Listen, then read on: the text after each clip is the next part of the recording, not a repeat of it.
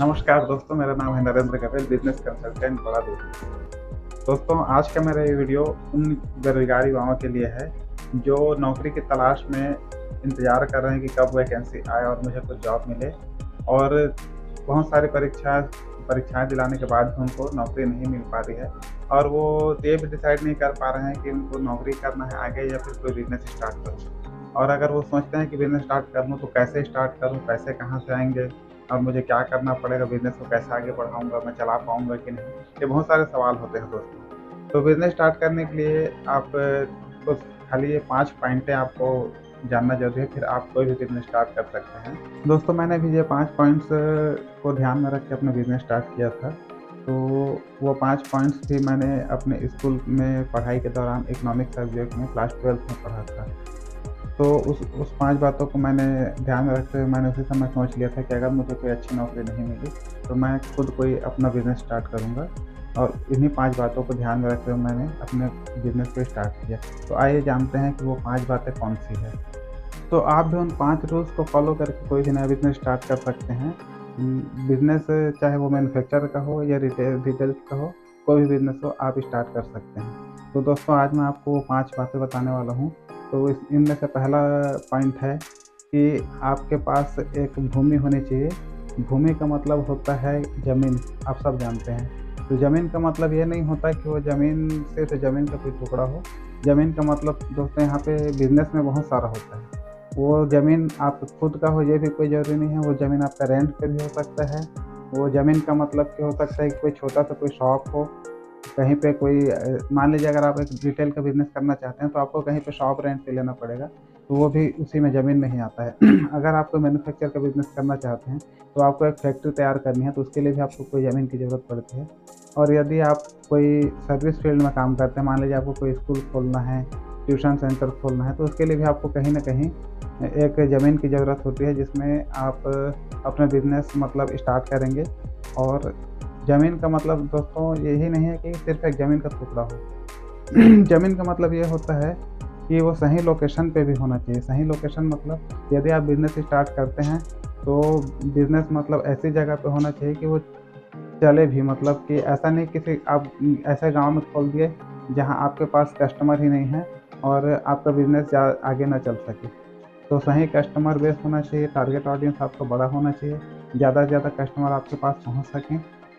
तो दोस्तों, पहला पॉइंट आपने समझ लिया कि भूमि बहुत ही ज़रूरी है हमारे लिए। कोई भी बिज़नेस स्टार्ट करने के लिए सही लोकेशन पे सही भूमि मतलब सही ज़मीन होना चाहिए। तो दोस्तों, हमारा दूसरा पॉइंट है पूँजी। ये बहुत ही महत्वपूर्ण पॉइंट है। देखिए दोस्तों, कोई बिज़नेस स्टार्ट करने के लिए आपको उसमें पूँजी लगाना पड़ेगा, पैसे लगाने पड़ेंगे। अगर बिना पैसे लगाए आप कोई बिज़नेस स्टार्ट करना चाहते हैं, सोचते हैं, तो समझ लीजिए कि ऐसा हो ही नहीं सकता। बिना पैसे लगाए आप कोई भी बिज़नेस आज के डेट में क्या कभी भी आप कोई भी बिज़नेस स्टार्ट नहीं कर सकते बिना पैसे के दोस्तों। पैसा बहुत ही ज़रूरी है, क्योंकि आप कोई भूमि खरीदेंगे या रेंट पे लेंगे तो वहाँ आपको पैसे लगाने पड़ेंगे।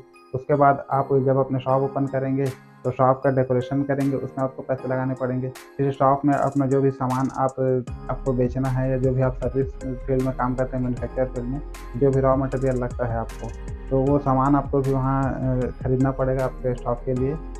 तो दोस्तों, पैसा तो बहुत ही महत्वपूर्ण अंग है इसमें से, मतलब पैसा आपको इन्वेस्ट करना ही पड़ेगा। अगर आप इन्वेस्टमेंट से डरेंगे तो बिज़नेस स्टार्ट नहीं कर पाएँगे। तो ये हमारा दूसरा पॉइंट था कि पैसा आपके लिए बिज़नेस स्टार्ट करने के लिए बहुत ही ज़रूरी होता है। तो दोस्तों, हमारा तीसरा पॉइंट आता है श्रम। अब देखिए, श्रम का मतलब होता है मेहनत करना, काम करना। तो मेहनत तो हर कोई करता है ना दोस्तों?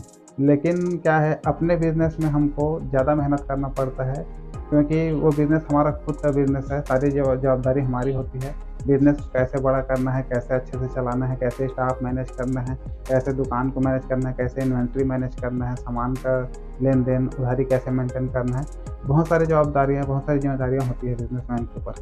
तो अगर आपको अपने बिज़नेस को सही तरीके से चलाना है, लॉस में नहीं जाना है और अच्छा ग्रो करना है, तो आप दोस्तों वहाँ पे अच्छी कड़ी मेहनत भी करनी पड़ेगी। तो मेहनत तो बहुत ही ज़रूरी होता है। मेहनत तो ऐसे हर कोई कर लेता है, लेकिन अपने बिज़नेस में मेहनत करना अलग होता है। और एक वो होते हैं, जैसे मान लीजिए कोई एम्प्लॉयी हैं, तो वो क्या है, वो दूसरों के बिज़नेस में मेहनत करते हैं, दूसरों के बिज़नेस के लिए काम करते हैं। तो उनमें एफिशिएंसी की थोड़ी-सी कमी हो सकती है, क्योंकि देखिए, एक जॉब करने वाले की मेंटालिटी क्या होती है, उसको 8 घंटे काम करना है और उसके बाद उसको घर चले जाना है। उसके बाद बिज़नेस में चाहे कोई भी हो, उससे उसको कोई मतलब नहीं है। लेकिन आप बिज़नेस के ओनर हो, क्योंकि बिज़नेस आपका है। वहाँ जो भी लॉस होगा, जो भी प्रॉफ़िट होगा, वो आपका है। तो आपको यहाँ पे ज़्यादा अच्छे से मतलब दिल से मेहनत करना पड़ेगा। ठीक है दोस्तों? तो तीसरा पॉइंट हो गया श्रम। अब चौथा पॉइंट आता है हमारा संगठन। संगठन का मतलब सिर्फ ग्रुप नहीं होता। संगठन का मतलब यहाँ पे होता है बिज़नेस में कि यहाँ पे आपको स्टाफ की भी ज़रूरत पड़ सकती है, यहाँ पे आपको एम्प्लॉय की भी ज़रूरत पड़ सकती है, और यहाँ पे आपको मैन पावर की भी ज़रूरत पड़ सकती है, मज़दूर भी लग सकते हैं। मतलब स्टाफ का संगठन का मतलब यहाँ पे कुछ भी हो सकता है। आपको एचआर की ज़रूरत पड़ सकती है, मैनेजर की ज़रूरत पड़ सकती है। तो जैसा-जैसा आपका बिज़नेस है, वैसे-वैसे यहाँ पे आपको मैन पावर की ज़रूरत पड़ेगी। तो इसे बोलते हैं दोस्तों संगठन। क्योंकि अगर आपको बिज़नेस अगर आप जब भी स्टार्ट करेंगे, तो हो सकता है स्टार्टिंग में आप अपना अकेले बिज़नेस स्टार्ट करें, लेकिन आगे चल के जब आपका बिज़नेस ग्रो हो जाएगा, जब कुछ बड़ा हो जाएगा, तब आपको मैन पावर की भी आवश्यकता होगी। तो दोस्तों, इसे कहते हैं संगठन। बिना संगठन के आप किसी बिज़नेस को ज़्यादा आगे तक नहीं ले जा सकते। अकेले वर्क करके आप अपने बिज़नेस को ज़्यादा ग्रो नहीं कर सकते, ज़्यादा बड़ा, ज़्यादा दूर तक नहीं ले जा सकते। तो दोस्तों, हमारा पाँचवा और आखिरी पॉइंट होता है साहस। साहस दोस्तों, ये बहुत ही महत्वपूर्ण पॉइंट है, क्योंकि देखिए आपके पास भूमि भी है, पूंजी भी है, श्रम भी है, संगठन भी है। आप संगठन भी तैयार कर सकते हैं, भूमि को रेंट पे ले सकते हैं, पूंजी भी लगा सकते हैं कहीं से व्यवस्था करके। श्रम भी करने को हर इंसान तैयार रहता है। लेकिन अगर आपके पास साहस की कमी है, तो दोस्तों साहस के बिना तो कोई भी काम नहीं किया जा सकता। मतलब साहस अगर आप नहीं कर पाएँगे, पैसे लगाने से अगर आप डरेंगे, तो दोस्तों कोई भी बिज़नेस आपको बड़ा करने में बहुत ही परेशानी जाएगी। क्योंकि किसी भी बिज़नेस को आपको अगर बड़ा करना है, तो उसके लिए आपको और इन्वेस्टमेंट करना पड़ता है। तो इन्वेस्टमेंट को आपको बढ़ाना पड़ेगा, वहाँ पे आपको रिस्क लेना पड़ेगा। और अगर आप रिस्क लेने से डरेंगे, तो किसी बिज़नेस को ज़्यादा आगे तक नहीं ले जा पाएँगे। हाँ, चला ज़रूर लेंगे, कुछ दिन तक चलेगा ज़रूर बिज़नेस, लेकिन एक लेवल पे जाके रुक जाएगा और वहाँ से आप आगे नहीं जा पाएँगे। तो वहाँ से अगर आपको आगे जाना है, तो आपको थोड़ा-सा रिस्क लेना पड़ेगा, और बिज़नेस को बड़ा करने के लिए आपको इन्वेस्टमेंट और पैसे लगाने पड़ेंगे।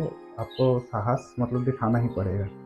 तो दोस्तों, आपको समझ में आ गया होगा मेरे पाँचों पॉइंट्स कि किसी भी बिज़नेस को स्टार्ट करने के लिए और उसको स्टार्ट करके अच्छे से चलाने के लिए, फिर उसको बड़ा करने के लिए, सबसे पहले आपको ये पाँचों पॉइंट ज़रूरी है, जो आपके पास होना चाहिए।